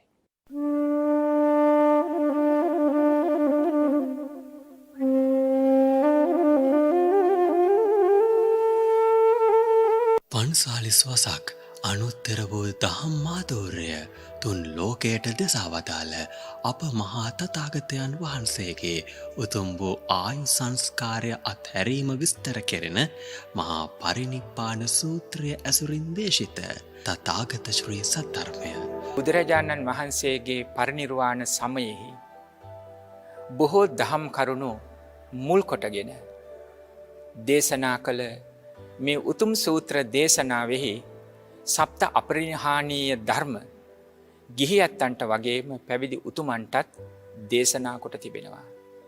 පින්වත් වූ ඔබ හැම දෙනාමත් තථාගත බුදුරජාණන් වහන්සේ කෙරේ සදහ ගුණය මතු කොටගෙන ධර්ම විනය අවබෝධයේ පිණිසත් චතුරාර්ය සත්‍ය ධර්ම අවබෝධයේ පිණිසත් මේ දේශනා පෙළ ශ්‍රවණය කරන්න. ඔබටද මේ සඳහා කල්යාණ මිත්‍රදායකත්වය ලබා දිය හැක 011711 0712. අප ලෝතුරා සම්බුදුරජාණන් වහන්සේ සතුට උපමා කර ඇත්තේ අපට ලැබිය හැකි පරම ධනය ලෙසයි. සන්තුෂ්ටිය අවසානයේ දුකට හේතු වනවා නම් එවැනි සතුටකින් පළක් නැත්තේමය. කිසිදා දුකට හේතු නොවන සන්තුෂ්ටියක් සඳහා මහෝපකාරී වන උතුම් සදහම් ධර්මදේශනා මාලාව භාවනා. භාවනාවෙන් ඇතිවන ප්‍රභාමත සිත පිළිබඳව සුපැහැදිලි අර්ථ විවරණයක් සමගින් පූජ්‍ය උඩදුම්බර කාශ්‍යප ස්වාමීන් වහන්සේ විසින් දේශිත කමඨහන් ධර්මදේශනා මාලාවෙහි අමාරසය ජයමග රූපවාහිනිය ඔස්සේ ඔබත් විඳගන්න. සැදැහැති දායකත්වයේ සඳහා අමතන්න 0111 711 0712. අහසෙන් වැටෙන එක දිය බිඳක්වත් මේ පොළොවේ ප්‍රයෝජනයක් නොගෙන මහමුහුදට යන්න දෙන්නට එපා කියන ඒ අපූර්ව ප්‍රකාශය පරාක්‍රම බහුරත්තුමා අතීත රාජාවලියතුවද සඳහන් කරනවා. ජලය කියන්නේ ජීවයේ රුධිරය කියන එක ඉතාමත්ම ගැලපෙන වාක්‍යයක්. වතුර නැත්තම් ජීවත් වෙන්න බෑ. හරියටම ජල ප්‍රමාණය පෘථුවියේ තියෙනවා 170. භාවිතයට ගන්න පුළුවන් 0.05. ජලය අපිට නැති වෙන්නත් ජලය අඩු වෙන්නත් මේ වනාන්තර හෙළි පෙහෙළි කිරීමත් එක්තරා විදිහක බලපෑමක් කරනවා ඇති. විශේෂයෙන්ම ජලාර්බුදයට ප්‍රධාන වශයෙන් බලපාන සාධක ප්‍රශ්නයක් තමයි අදටත් තියෙන මධ්‍ය කඳුකරේ විනාශ කිරීම. ගංගා ඇලදොලවල ගලා යන පුංචි දිය ධාරාව මේ හැමතැනම තියෙන අපේ ජීවය. මේ අපි රැක ගනිමු. ජලය අපිට සම්පතක්.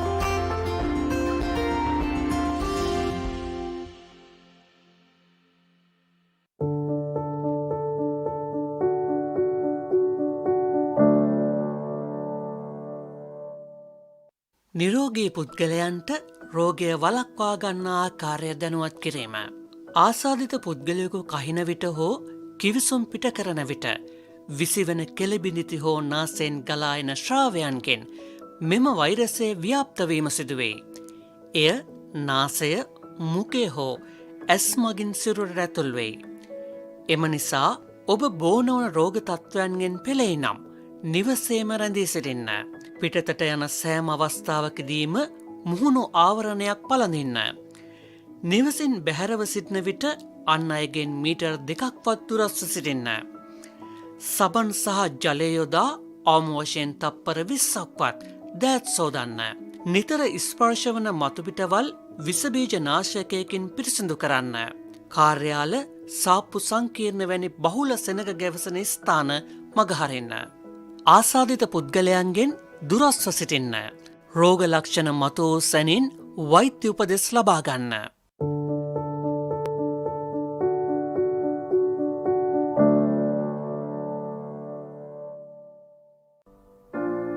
ඉසුරු මුනි විහාරය.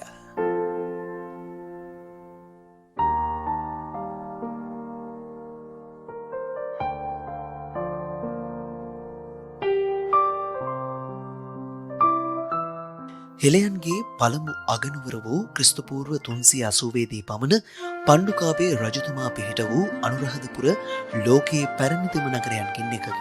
හෙළ ඉතිහාසයේද වැඩිම කාලයක අගනුවර බවට පත් වූ අනුරාධපුරයෙන් ශ්‍රී ලංකාවෙන් මෙතෙක් හෙළිදරව් කරගෙන ඇති වැඩිම ඓතිහාසික ස්මාරකයන් ප්‍රමාණයකට හිමිකම් කියන නගරයද වනවා.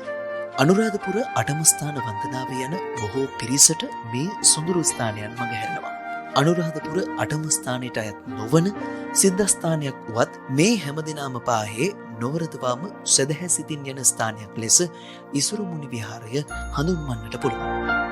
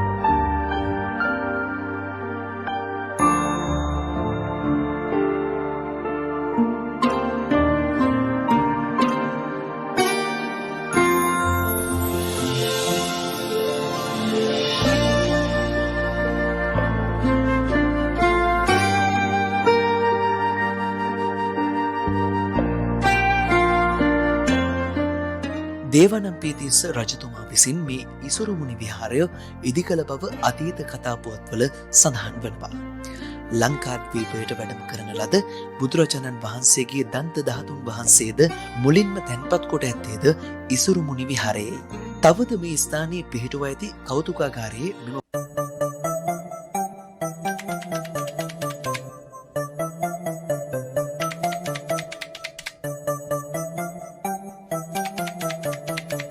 අභිමානවත් ජයග්‍රහණයක සම්භාවනීය ප්‍රවිෂ්ටය ජයමග රූපවාහිනී නාලිකාව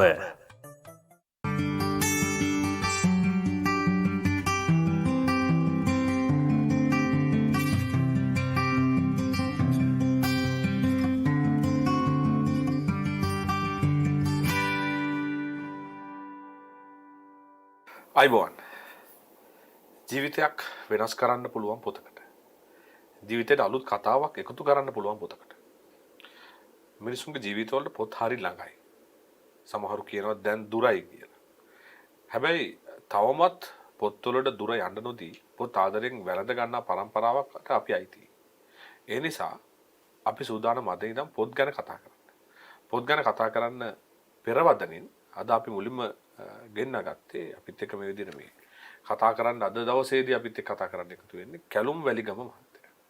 අයිබෝන් කැලුම්. අයිබෝන් ජී. කැලුම් වැලිගම ගැන කතා කරද්දී මම තීරණය කළා මේ පොතේ පෙරවදන පටන් ගන්න පසුවදනකින්. පෙරවදන පසුවදනකින් පටන් ගන්න ඒ කියලා කාට හරි ප්‍රශ්නයක් තියෙනවා නම් ඒකට උත්තරේ ඔබට මේ පසුවදන කියෙව්වට පස්සේ දැනෙවි. ඔබගේ ජීවිතයට පිරිසුදු ඔක්සිජන් ස්වල්පයක් මුසු කරන මෙම අපූර්ව කතා සහ අදහස් එකතුව විටක සිනාවෙන්ද විටක ආදරයෙන්ද විටක බුද්ධියෙන්ද තවත් විටක අසීමිත බලාපොරොත්තුවෙන්ද ඔබේ ජීවිතේ පුරවාලනු ඇත. මේ තමයි කැලුම් වැලිගමගේ ජීවිතය වෙනස් කරන කතා පොතේ පසුවදන. කැලුම් දැන් ඇත්තටම මිනිසුන්ගේ ජීවිතයට අවශ්‍ය වෙන්නේ මේ ටිකනේ. සිනාව, ආදරය, බුද්ධිය, බලාපොරොත්තු. මේ සියල්ලම පොතක් ඇතුලේ හංගන්න පුළුවන්. පොතක් ඇතුලේ මිනිසුන්ට දෙන්න පුළුවන් දැත්තට. මං හිතන්නේ උත්සාහ කරොත් අපිට ලබා දෙන්න පුළුවන්. ඒක පොත ලියන කර්තෘවරයාගේ තියෙන එක්තරා ආකාරයක දක්ෂතාවයක් සහ එයාගේ පොත ලිවීමේ අරමුණත් බලපානවා. මම හිතන්නේ පොතක් කියලා කියන්නේ ඇත්තටම වචන විදියට අපි කියවන්නේ හැඟීම් සහ දැනීම්.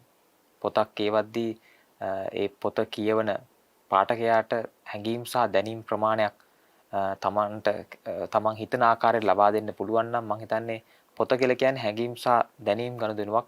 වචන කියලා කියන්නේ ඉතින් ඒකට පාවිච්චි වෙන මාධ්‍ය වශයෙන් අපිට හඳුන්වන්න පුළුවන්.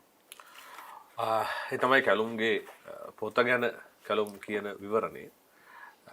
කැලුම් ඇත්තටම දැන් මේ වෙනකොට පොත් විශාල ප්‍රමාණයක් ලියපු කෙනෙක්. හැබැයි වයසෙන් තාම තරුණයි. පෙනුමෙනුත් ඔබට දැක්කට පස්සේ මේ නව යවුන් වයසින් ඉන්නවා වගේ තමයි පේන්නේ. අපි කැලුම්ගේ වයසෙන් මත හොයාගමු පස්සේ. හැබැයි එතෙක් දැන් කැලුම් මේ වයසට පොත් කීයක් ලියලා තියෙනවද? පොත් 9ක්. පොත් 9ක් ලියලා තියෙනවා. දැන් මේ පොත් 9 අපි දන්නවා ලංකාවේ මේ සාමාන්‍යයෙන් අර මම පටන් ගන්නදී කිව්ව කතාව තමයි පොත් කියවන එකේ මිනිස්සු ඈත් වෙලා කියලා අදහසක් සමහරු ඇතුලේ සමහරුගේ හිත ඇතුලේ තියෙනවා. ඒකට හේතු වෙන්නේ මේ අන්තර්ජාලය ඊට පස්සේ ඩිජිටල් ඩිවයිස් ඒ කියන්නේ අංකිත තාක්ෂණික උපකරණ මිනිස්සු අතර ආපු හින්දා. ඇත්තටම කලොම් මිනිස්සු පොත් කියවන එකෙන් ඈත් වෙලාද දැන්? මම හිතනවා සාපේක්ෂව ඕක පොඩ්ඩක් තේරුම් ගන්න ඕනේ විවිධ මාධ්‍යයන් තියෙනවා කාලෙන් කාලට. එතකොට පොත තිබ්බේ නැති කාලේ අපි ජීවනට මතක ඇති අපි පුංචි කාලේ කියපු ලස්සන පොතක් තමයි ෂර්ලොක් හෝම්ස් කියන පොත. ඒකේ ෂර්ලොක් හෝම්ස් උදේ පාන්දර කරන වැඩේ තමයි පත්තරේ කියවන එක. ඉතින් මීට අවුරුදු 100කට කලින් 50කට කලින් අපිට තිබ්බ කියවීමේ මාධ්‍ය වශයෙන් තිබ්බේ පත්තරේ. ඉතින් අද වෙද්දී අපිට කියවීමේ මාධ්‍ය රැසක් ආපු යුගයක්. ඒ කියන්නේ අපිට විකල්ප ගොඩක් තියෙනවා කියවන්න. අපි භාණ්ඩ ගත්තත් එක අවශ්‍යතාවයක් පූර්ණේ කරගන්න. අපි කියමු තිබහා කියන එක. තිබහා නැති කරගන්න වෙළඳ පොලේ විකල්ප භාණ්ඩ ගොඩක් තියෙනවා. ඉතින් අපි ඉන්නේ කියවීමටත් විකල්ප ගොඩක් තියෙන කාලෙක. එතකොට පොත කියලා කියන්නේ ඒකෙන් එක දෙයක්. එතුන් සාපේක්ෂව පොත් කීම අඩු වෙන්න ඇති. නමුත් ඒ හිතන තරම් අඩුවීමක් උනේ නැහැ අනිත් මාධ්‍යයන් සාපේක්ෂව. මොකද කියවීම වැඩි වෙලා තියෙනවා. මිනිස්සු කියවීමේ අඩුවක් වෙලා නැහැ. කියවීම වැඩි වෙලා තියෙනවා. මොකද වෙබ් අඩවි, Facebook, ඒ වගේම Twitter මේ වගේ දේවල් මිනිස්සු කියවනවා. ඒකේ එක මාධ්‍යයක් වෙච්ච පොතේ කියවීම පොඩ්ඩක් අඩු වෙලා තියෙනවා. අනිත් අතට කොයි කාලෙත් පොත් කියවන පිරිස අපි කියවපු පරණම පොත්වල මම හිතන්නේ සුභාෂිතේ පවා ලියලා තිනවා මේ කියවන මිනිස්සු අඩුයි කියලා. ඒකෙන් කියවෙන්නේ කියවන අය බුද්ධිමත්, කියවන්නේ නැති අය බුද්ධිමත් නැහැ කියන දෙයක් නෙවෙයි. කියවීම කියන පුරුද්ද මුලින් හදාගන්න අමාරු පුරුද්දක්. ඒ කියන්නේ මුලින්ම කුඩා කාලේදී හදාගන්න ඕනි පුරුද්දක්. මොකද ඒකට කිසියම් කාලයක් වැය කරන්න ඕනේ, කිසියම් ඉවසීමක් වැය කරන්න ඕනේ. ඒ වගේම අපිට එක තැනක ඉන්න සිද්ධ වෙනවා. ඉතින් මේ පුරුද්ද පුංචි කාලේ හදාගත්තේ නැති කෙනෙක්ට පොත්වලට කොයිතරම් ආස වුණත් තරුණ කාලේදී අබ්බැහියක් ඇති කරන්න අමාරුයි. මෙන්න මේ නිසා අර කියවීම කියන එක කොයි කාලෙත් තරමක් අඩුයි පොත් කියවීම. ඉතින් අදටත් ඒකේ අඩුවක් තියෙනවා. නමුත් පොත් කියවන පිරිස ඕන තරම් ඉන්නවා. ලංකාවේ පොත් කර්මාන්තයක් විදියට මේ මොන ප්‍රශ්න තිබ්බත් යම් ප්‍රගමනයකුත් දකින්න ලැබෙනවා. මම මේ ප්‍රශ්නේ අහුවේ එක ප්‍රධාන හේතුවක් නිසා. ඒ හේතුව තමයි සාමාන්‍යයෙන් අපි දන්නවා මේ කැලුම් වැලිගමගේ පොත්වල මුද්‍රණ වාර බොහොම වැඩිපුර ගිහිලා තියෙනවා. ඇත්තටම කැලුම් දැන් මුද්‍රණ වාර කීයක් විතර තියෙනවද පොත්වල? මම හිතන ජීවිතය වෙනස් කරන කතා පොත මුද්‍රණ වාර 25ක්. 25ක් එතෙන්දී සාමාන්‍යයෙන් ලංකාවේ මුද්‍රණ වාරයකට පොත් 1000ක් තමයි කරන්නේ. සාමාන්‍යයෙන් ඒක තමයි අවම ගාන. සමහර අය පොත් 500 කරන ප්‍රකාශන ආයතනක් තියෙනවා. නමුත් අපි ජීවනත් මේ ශාස්ත්‍රයේ ඉන්න කෙනෙක් විදිහට දන්නවා ඇති පිරිවැය ප්‍රතිලාභ දිහා බැලුවට පස්සේ පොත් 1000ක් කරන එක තමයි වාසි. ඉතින් අපි පොත් 1000ක් කරන සමහර නමුත් මගේ ජීවිතය වෙනස් කරන කතාව වගේ පොතක සමහරලාට මුද්‍රණ වාර එක මුද්‍රණ වාරේ පොත් 3000 5000 print කරපු අවස්ථාවක් තිබ්බා. ඉතින් ගොඩක් වෙලාට මම දන්නේ නැහැ. ඉතින් සමහර මගේ පොතක් නිතරම ඊටාම ඉක්මනින් මුද්‍රණ වාර කීපයකට යනවා. ඒකට හේතු කීපයක් තියෙන එකක් මම සාමාන්‍යයෙන් අවුරුද්දකට එක පොතක් වගේ ලියන්නේ. එහෙම නැත්නම් අවුරුද්දකට පොත් දෙකක් වගේ පොත් දෙකට වඩා ලියලම නැහැ. ඒ වගේම මම ලබා ගන්න සංකල්පත් එක්ක මුද්‍රණ වාර කීපයක් යනවා. ඉතින් මම ඒක හිතලම කරන්න දෙනවා අපිට මුද්‍රණ වාර කීපයක් යන පොතක් ලිව්වේ නැත්නම් ඒක පවත්මක් නැති වෙනවා. ඔව්. කැලුම් වැලිගම ගැන කතා කරද්දී දැන් ඔබට හිතේ කැලුම් වැලිගමගේ පොත් ජීවිතය වෙනස් කරන කතා තරංගේ වීරයා මේ විදිහට ඊරණම වෙනස් කිරීමේ කලාව මේ විදිහට විශිෂ්ට පියවර අලුත් පොත මම හිතන්නේ ඉතින් මේ පොත් විතරද කැලුම් ලියන්නේ කියලා. එහෙම නෙමෙයි කැලුම්ගේ පර්සෝනා නවකතාවත් මේ විදිහට මුද්‍රණ වාර කීපයක් ඉදිරියට ලොකු පිම්මක් තියපු පොතක්. ඉතින් කැලුම් ඇත්තටම දැන් මේ ඔබ නවකතාකරුවෙක් විදිහට ඔබේ ගමන කොහොමද? සාර්ථකයිද? ඔබ තෘප්තිමත්ද? පාඨකයෝ ගැන ඔබ තෘප්තිමත්ද? ඇත්තටම මේ නවකතාව කියලා කියන්නේ වෙනම විශේෂ ශාස්ත්‍රයක් සහ මම හිතන එක වෙන විශ්වයක් වගේ දෙයක්. මට නවකතාවක් ලියන්න පොත් ලියන ඕන කෙනෙක් ආසක් දෙයක් තමයි නවකතාවක් ලියන එක. ඒක දැන් මේ ජීවනත් නවකතා ලියලා තියෙන කෙනෙක් විතර දන්නදී කෙලිම හෙවොත් අපි අර රංගපාන චිත්‍රපටි කරන අය අහසයි අධ්‍යක්ෂකවරයෙකුට අහසයි සිනමාවට. ඒ වගේ අපි හිතනවා මේ අපේ මේ ශාස්ත්‍රයේ නවකතාවට විශේෂ තැනක් තියෙනවා. ඉතින් නවකතාවක් ලියන්න ආසයි. නමුත් අපි දන්නවා නවකතාවක් ලියන එක අමාරු වැඩක් කියලා. ඉතින් මටත් පර්සෝනා පොත ලියන්න පටන් ගත්තේ 2014 වගේ කාලෙක. ඉතින් ඒකට ලියන්න මම හිතන අවුරුදු 2ක් විතර ගියා. 2017 තමයි ඒක මුද්‍රණය කරේ. අතරම මම ඒකට යම්කිසි කාලයක් ගත්තේ මොකක් හරි පොතක් ලියනවට වඩා මට නවකතාව පිළිබඳ ඉගෙන ගනිමින් ඒ නවකතාව පිළිබඳ අධ්‍යයනය කරමින් ලියන්න. ඉතින් 2017 පොත මුද්‍රණය කරාට පස්සේ මම හිතුවට වඩා ඒක සාර්ථක වුණා. නමුත් ඊට පස්සේ ජීවන මගේ අතින් දැන් අවුරුදු සාමාන්‍ය නවකතාවක් ලියපු ගාම මේනේ ප්‍රතිචාරත් එක්ක වෙන කෙනෙක් නවකතාවක් ලියන්න පටන් ගන්නවා. නමුත් මට 2017 18 19 20 දැන් අවුරුදු 4ක් ගෙවිලා ගියා. තාමත් මේ පොත් ෂාප් වලට මෙද්දි ඉතින් ඒ ආයතන වල යහනවා ඇයි අලුතින් නවකතාවක් ලියන්නේ නැත්තේ කියලා. නමුත් මම හිතනවා මේ මම පොත ලිව්වට පස්සේ තමයි තේරුම් ගත්තේ නවකතාව තුළ තවත් කොයිතරම් පරාසයන් යන්න පුළුවන්ද? ඒ වගේම තව මොනතරම් අලුත් සංකල්ප ගනුදෙනු කරන්න පුළුවන්ද කියලා. ඉතින් මම හිතන්නේ නවකතාව කියලා කියන්නේ වෙනම විශ්වයක්. ඉතින් අපි ඒකට කිමිදෙන්න කැමති. නමුත් ප්‍රශ්නේ තියෙන්නේ අපි ජීවත් වෙන ආර්ථිකය, අපි ජීවත් වෙන වටපිටාව පරිසරයත් එක්ක නවකතාවක් තුලට අපි ඉබුණට පස්සේ අපිට මේ අර මේ පැවැත්ම උදෙසා මේ කරන දේවල් වල යම්කිසි අන්බැලන්ස් එකක් ඇති වෙනවා පරිසර. මොකද නවකතාවක් වගේ දෙයක් තුලට අපි ගියාට පස්සේ අපි ඒ චරිතත් එක්ක ඒ වැඩත් එක්ක ජීවත් වෙනවා. ඉතින් මට ටිකක් අර සමහරකට මේ පොඩි බයක් තියෙනවා ඒකට ගියාට පස්සේ වෙන වැඩ වෙන්නේ නැති විදි කියලා. ඉතින් නමුත් ළඟදිම ඒ නවකතාවක් සම්බන්ධ අදහසකට යොමු වෙන්න ඕනාවක් තියෙනවා. ඔව් මම ඇත්තටම මේ ප්‍රශ්නේ අහුවෙත් ඔතෙන් එන්න තමයි. ඒ කියන්නේ කැලුම්ගේ පර්සෝනා නවකතාව ඇත්තටම පාඨකයන් විසින් ආදරේ වැළඳගත්ත පොතක්. එතකොට මෙහෙම පොතක් ආදරේ වැළඳගත්තාට පස්සේ පාඨකයෝ බලාපොරොත්තු වෙන ඊළඟ සිහිනේ තමයි ඔහුගේ ඊළඟ පොත කියවන එක. එහෙම අපි දන්න උදාහරණක් තියෙනවා. සමහර වෙලාවට ඇත්තටම පළවෙනි නවකතාව විශිෂ්ට නවකතාවක් විදිහට ආදරෙන් වැළඳගෙන සමහර නවකතා සමහර පාඨකයෝ අතින් ප්‍රතික්ෂේප වෙන වෙලාවලුත් අපි දැකලා තියෙන උදාහරණ තියෙනවා. දැන් මම මේ ඊළඟ ප්‍රශ්නේ අහන්න කලමු. දැන් මගේ ඊළඟ ප්‍රශ්නේ ඇත්තටම උත්තරේ හම්බුණානේ මම හිතන් හිටපු දෙයට. ඒ නිසා මට මේ ප්‍රශ්නේ උත්තරයක් දෙන්න. දැන් කලුම් ගොඩක් වැඩ කරනවානේ. එතකොට කලුම් කියන්නේ ධනාත්මක චින්තන දේශකයෙක්. එතකොට විවිධ ආයතනත් එක්ක සම්බන්ධ වෙලා දේශන පවත්වන්න සිද්ධ වෙනවා. විවිධ පාසල් එක්ක සම්බන්ධ වෙනවා. පොත් ලියනවාද මේ අතරතුරේ ඇත්තටම කලුම් පොත් කියවනවාද? ඔව් මම ගොඩක් කියවනවා. මෑතකදී පසුගිය මාස 2-3දී කියවන එක ටිකක් අඩු වුණා. ඒකට හේතුව මම වෙන අධ්‍යයනයක සිටීම නිසා සාපේක්ෂව මම පොත් කියවනවා. පොත් කියවන්න ටිකක් වැඩිපුර අබ්බැහි වෙච්ච කෙනෙක්. නමුත් විටින් විට අර මට එකක් හේතුවක් තියෙන ජීවන මම කරන වෘත්තිය පුද්ගල සංවර්ධන දේශන මේ වගේ දේවල් එක්ක මම අනිවාර්යෙන් අපි අප්ඩේට් වෙන්න ඕනේ. විශේෂයෙන් මේ වගේ අලුත් තොරතුරු හොයන්න ඕනේ. ඉතින් ඒක දිගටම තියෙනවා. නමුත් යම්කිසි අඩුවක් වුණා මගේ පොත් කියවීම දැන් ඔබ කෙලින්ම අහපු නිසා මේ නවකතා කියවන එකේ පොඩි අඩුවක් වුණා. මට ඒක දැනුණා පසුගිය වසර 2-3 තුල මම වැඩිපුර කිව්වේ පරිේශන ගන්ත්‍ර. කෙනෙක් බාධා කරලා ප්‍රශ්නයක් අහන්න. ඇත්තටම නවකතා කියවන එක අඩු වුණා කියන කතාවත් එක්ක මේ ඔබ චෝදනා කරනවාද ලංකාවේ නවකතා අසාර්ථකයි මට ඒවා කියවලා වැඩක් නැහැ. එහෙම එකක්ද මේ තියෙන්නේ? නෑ එහෙම ප්‍රශ්නයක් නෙවෙයි. ඇත්තම ලංකාවේ නවකතාවල ගැටලුවක් නැහැ. හොඳ නවකතා ගොඩක් බිහි වුණා. මගේ අර මේ රසාස්වාදය පරිේශන කෘති වලට යොමු වුණා. දැන් අපි නොන් ෆික්ෂන් කියලා කියන්නේ ප්‍රබන්ධ නොවන කෘති. ඒ කියන්නේ මේ පුංචි ලෝකෙ බිහි වුණා මේ අලුත් පොත් වර්ගයක්. ඒක ලංකාවේ එච්චර ප්‍රසිද්ධ වුණ නෑ ජීවන. ලංකාවෙත් ওই ධනාත්මක චින්තන කියන වර්ගයට අදාළ පොත් වශයෙන් ආවේ මට පුළුවන් මම හිතුවොත් දෙයක් ඒක වෙනවා. ධනාත්මක චින්තන පොතක් වර පස්සේ එහෙම තමයි මතක් වෙන්නේ. හැබැයි ලෝකෙ බිහි වුණා ඊට පස්සේ පරිේශන ගන්ත්‍ර ගොඩක්. ඒ පරිේශන ගන්ත්‍ර වල තියෙන පුංචි දේවල් සම්බන්ධව හිතන්න පුරුද්දක් වෙනස් කර ගැනීම සම්බන්ධව තියෙන පරිේශනයක්. එහෙම නැත්නම් අපි හිතමු දෙයක් විශ්ලේෂණය කිරීම සම්බන්ධව තියෙන පරිේශනයක්. ඒ කියන්නේ මේ විශ්ලේෂණය සම්බන්ධ මේ ආයතනය මෙහෙම කරා. මේ ආයතනය මෙහෙම වැරදුනා. එහෙම නැත්නම් බලය සම්බන්ධව. ඒ කියන්නේ බලය සම්බන්ධ පරිේශනයක්. අපි කතා කරන්නේ උඩින්නේ බලය ගැන. බලයට පත් වුණාට පස්සේ මිනිස්සු වෙනස් වෙන එහෙම නෙවෙයි. ලෝකෙ කොතනද එහෙම වෙනස් වුනේ? ඒ රජවරු ගත්ත තීරණ. මම ওই පරිේශන ගන්ත කියවන්න ආස වෙච්ච නිසා මේ නවකතා වලට පොට්ටක් අඩුවක් වුණා. ඉතින් නමුත් ලංකාවේ හොඳ නවකතා බිහි වෙලා තියෙනවා. හොඳ නවකතා බිහි වෙලා තියෙනවා කිව්වම අපේ පාඨකයෝ නැත්නම් අපිව බලාගෙන ඉන්න ප්‍රේක්ෂකයෝ දන්නේ මේ හොඳ නවකතා කියන්නේ අර මේ රතු පාට රවුමක මෙන්න මේ සම්මානය ලැබුණා කියන පොත්. එහෙමද? ඔබ කැමති නවකතා වෙන්නේ ඔබ හොඳ නවකතා විදිහට හඳුනගන්නේ සම්මානිත පොත් කියන එකද?